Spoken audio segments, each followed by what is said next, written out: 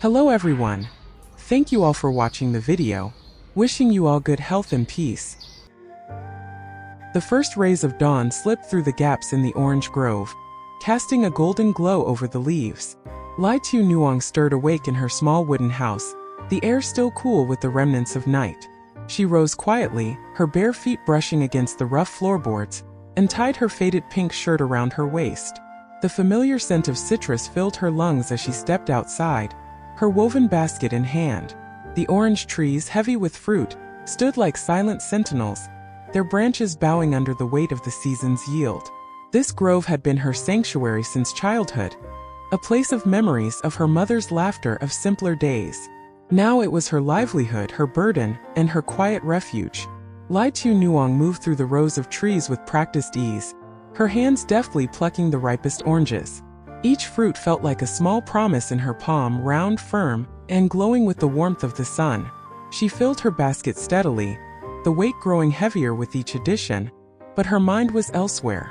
She thought of her mother, who had once walked these same paths, her voice soft as she taught Tieu Nuong how to tell a ripe orange from a sour one. "Look for the ones that blush like the sunrise," her mother had said, her smile as bright as the fruit. Those days were long gone, buried beneath the years and the earth where her mother now rested. Tieu Nuong was alone now, save for the grove and the man who had recently entered her life, Mr. Chung. Mr. Chung was a quiet man, steady as the river that ran through the village. He had come into her life unexpectedly, a carpenter from the next village over, with hands calloused from years of working with wood and a smile that felt like a rare gift. They had met at the market one rainy afternoon when he'd helped her cover her oranges with a tarp as the sky opened up. Since then he'd become a constant presence, never demanding, always there. He'd sit with her under the orange trees, sharing stories of his work, his dreams of opening a small workshop one day. "I'll build you a proper table," he'd said once, his eyes crinkling at the corners. "One that doesn't wobble when you set your bowl down." Tieu Nuong had laughed, but inside her heart had trembled. She wanted to believe in his promises, in the future he painted with his words. But she had learned long ago that promises, like the wind, could slip through your fingers. Her basket full, Tieu Nuong hoisted it onto her back, the bamboo straps digging into her shoulders. She adjusted her conical hat and set off down the dirt path toward the village market. The morning was alive with sound, the chirping of birds, the distant hum of a motorbike, the rustle of leaves in the breeze. The path wound through fields of green, past houses with thatched roofs and children playing in the dust. At the market, the air buzzed with the chatter of vendors and buyers. Tieu Nuong spread a mat on the ground and arranged her oranges in neat piles, their vibrant color drawing the eyes of passers-by. "Fresh oranges straight from the grove," she called, her voice soft but clear. The morning passed in a blur of transactions. An old woman bought a kilo for her grandchildren, a young mother haggled for a better price, and a neighbor stopped to chat about the weather. "Tieu Nuong, when are you and Mr. Chung tying the knot?" the neighbor teased, her eyes twinkling. Tieu Nuong smiled, brushing a strand of hair from her face. "We'll see," she said simply, but the question lingered in her mind like a stubborn thorn. She and Mr. Chung had never spoken of marriage, not directly.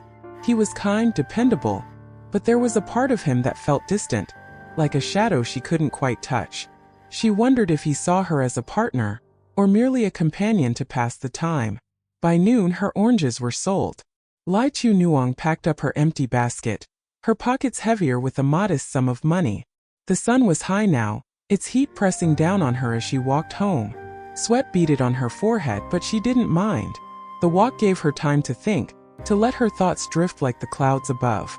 She thought of Mr. Chung, of the way his laughter seemed to fill the empty spaces in her life. She thought of her mother, of the lessons she'd left behind. And she thought of herself, of the woman she had become, strong but weary, hopeful but cautious. Back at her house, Tieu Nuong set her basket by the door and stepped into the small kitchen. The room was sparse with a single wooden table, a clay stove, and a shelf of mismatched dishes.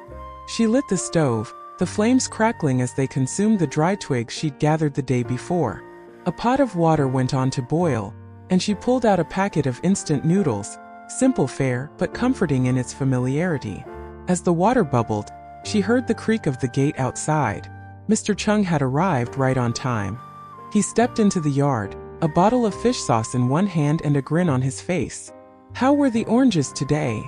he asked, setting the bottle on the table. "Good," Tieu Nuong replied, her lips curving into a smile. "I saved a few for you to take to your mother." Mr. Chung nodded, his eyes warm. "She'll like that. She's always saying your oranges are the sweetest in the village." They sat down to eat, the steam from the noodles rising between them. Tieu Nuong had added a handful of greens from her garden, their bright green a stark contrast to the pale noodles. The meal was simple, but there was a quiet intimacy in the act of sharing it. They talked as they ate, their conversation meandering like the river outside. Mr. Chung told her about a chair he'd finished for a client, about the new road the village was planning to build. Tieu Nuong listened, her chopsticks pausing occasionally as she watched him. There was a light in his eyes when he spoke of his work, a passion that made her heart ache with a strange mix of admiration and longing. She wanted to be part of that light, to be more than just a listener. But she didn't know how to ask for it, or if she even had the right to. Their meal was interrupted by a shout from the yard. A neighbor, Uncle Hung, stood at the gate, his face flushed with urgency. "Mr. Chung, can you help me out?" he called. "I need to dismantle the old shed out back. The machine's coming to level the land, and it's in the way." Mr. Chung set down his bowl, wiping his hands on his trousers. "Of course, Uncle," he said, then turned to Tieu Nuong. "I'll be quick. Finish your noodles and don't work too hard while I'm gone." Tieu Nuong nodded, watching as he followed Uncle Hung to the back of the house.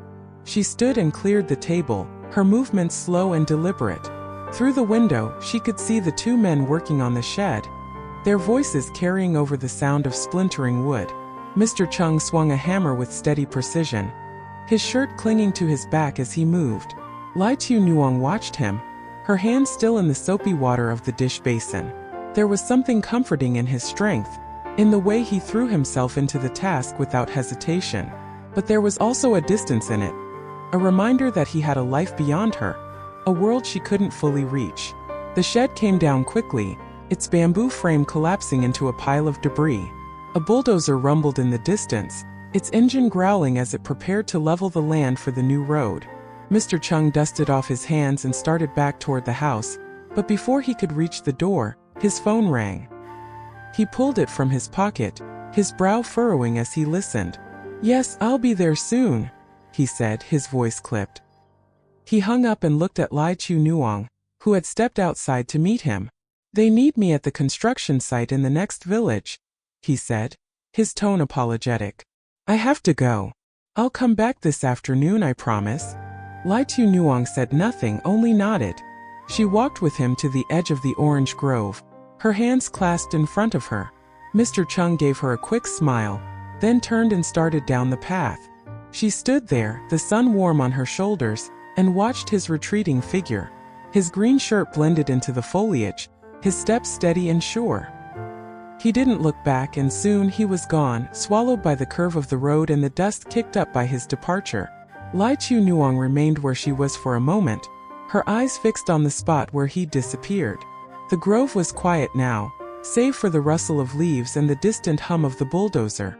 She felt a hollowness in her chest, a quiet ache that she couldn't name. But she didn't linger in her thoughts for long. There was work to be done, and she had never been one to let her emotions keep her idle.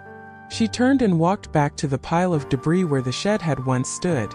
The bamboo poles and palm leaf roofing lay scattered on the ground, remnants of a structure that had served its purpose. She decided to rebuild it in a new spot, away from the path of the bulldozer, where it could still be useful. With a steady hand, Tieu Nuong gathered the bamboo poles, their surfaces smooth and cool against her skin.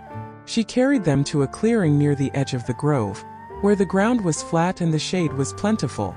She worked methodically, her movements sure despite the weight of the materials. She drove the poles into the earth, tying them together with strips of vine, and layered the palm leaves to form a roof. The new shed took shape slowly, its simple frame a testament to her resilience. By the time she finished, the sun had begun to dip toward the horizon, casting long shadows across the grove. Tieu Nuong stepped back, wiping the sweat from her brow, and surveyed her work. It wasn't much, but it was hers. a small act of defiance against the changes that threatened to upend her quiet life. Her hands still dusted with earth, Tieu Nuong walked to the vegetable garden behind her house. The rows of greens, mustard leaves, cilantro, and spinach were dotted with weeds, their stubborn roots clinging to the soil. She knelt down, her fingers digging into the earth as she pulled the weeds free one by one. The work was tedious, but it grounded her, giving her a sense of purpose amidst the uncertainty that lingered in her heart. As she worked, she thought of Mr. Chung, of the way he'd looked at her before he left. She wondered what he was doing now, if he was thinking of her as she was thinking of him. The thought brought a faint smile to her lips, but it was tinged with a quiet sadness. She had grown used to waiting, but she wasn't sure how much longer she could bear it. Meanwhile, in the next village, Mr. Chung stood on a construction site, his hands busy with a measuring tape and a piece of chalk. The project was a new bridge, one that would connect the villages and make travel easier for everyone. But as he marked the wooden beams, his mind wandered back to Tieu Nuong. He pictured her in the orange grove, her pink shirt bright against the green leaves, her smile soft as she handed him a bowl of noodles. He thought of the way she worked tirelessly, her hands always moving, always creating. He admired her strength, her quiet determination, and he felt a pang of guilt for leaving so abruptly. The Lunar New Year was approaching, a time for family, for celebration, for new beginnings. He wanted to bring her something special, something to show her that he cared, that he saw her. On his way back to the village, Mr. Chung stopped at the market. The stalls were bustling with activity, vendors calling out their wares, fresh fish, sticky rice cakes, and colorful candies wrapped in cellophane. He wandered through the aisles, his eyes scanning for the perfect gift. He settled on a basket of sweets, candied ginger, sesame brittle, and a small box of chocolates, along with a few packets of traditional New Year candies. The basket was modest but thoughtful, a gesture he hoped would bring a smile to Tieu Nuong's face. When Mr. Chung arrived at Tieu Nuong's house, the sun was low in the sky, painting the grove in shades of gold and amber. He found her in the vegetable garden, her hands still in the soil as she pulled the last of the weeds. She looked up at the sound of his footsteps, her eyes widening in surprise. "Mr. Chung," she said, brushing the dirt from her hands. "You're back." "I told you I would be," he replied, his voice warm. He set the basket of sweets on the ground and gestured for her to come closer. "Go wash your hands and come inside. I have something for you." Tieu Nuong nodded, a faint flush creeping into her cheeks. She rinsed her hands at the outdoor tap, the cool water soothing her skin, and followed him into the house. Mr. Chung placed the basket on the table, along with the packets of candies, and turned to her with a smile. "I thought of you while I was away," he said, his tone earnest. "The new year is coming, and I wanted to bring you something to celebrate. I hope you like it." Tieu Nuong looked at the basket, her fingers tracing the edge of the cellophane wrapping. The candies were a small luxury, a rare treat in her simple life, and the gesture touched her more than she could say. "Thank you, Mr. Chung," she said softly, her voice thick with emotion. "This means a lot to me." Mr. Chung's smile widened, and he took a step closer. "I wish you a happy new year, Tieu Nuong," he said, his eyes meeting hers. "May it bring you joy, happiness, and may you always be as beautiful as you are now." The words hung in the air, warm and sincere, and for a moment, Tieu Nuong felt her heart lift. She looked at Mr. Chung, at the man who had brought light into her quiet life, and she felt a flicker of hope. But even as she smiled, a part of her wondered, what did this gesture mean? Was it a promise of something more, or simply a kindness to mark the season? She wanted to believe in the future he hinted at, in the possibility of a life shared between them. But she had been hurt before, and the scars of those wounds made her cautious. They sat together for a while, sharing a piece of candied ginger, the sweetness lingering on their tongues. The air was filled with the scent of oranges and the faint hum of crickets outside. Tieu Nuong looked at Mr. Chung, at the way the lamplight softened his features, and she felt a quiet gratitude. She didn't know what the new year would bring, or if Mr. Chung would stay by her side. But for now she had this moment, the taste of candy, the warmth of his words, and the orange grove that had always been her home. As the night deepened, Tieu Nuong stepped outside, the basket of sweets still in her hands. She looked up at the sky, at the stars that seemed to whisper promises of their own. She thought of the shed she'd rebuilt, of the weeds she'd pulled, of the life she'd carved out for herself. She thought of Mr. Chung, of the way he'd looked at her when he gave her the gift. And she wondered, would this be the year she found the courage to trust again, to love again?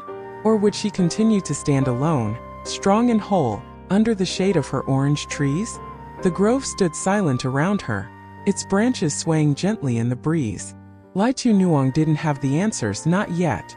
But for now, she had the candies, the night, and the quiet strength that had carried her this far. And that she knew was enough.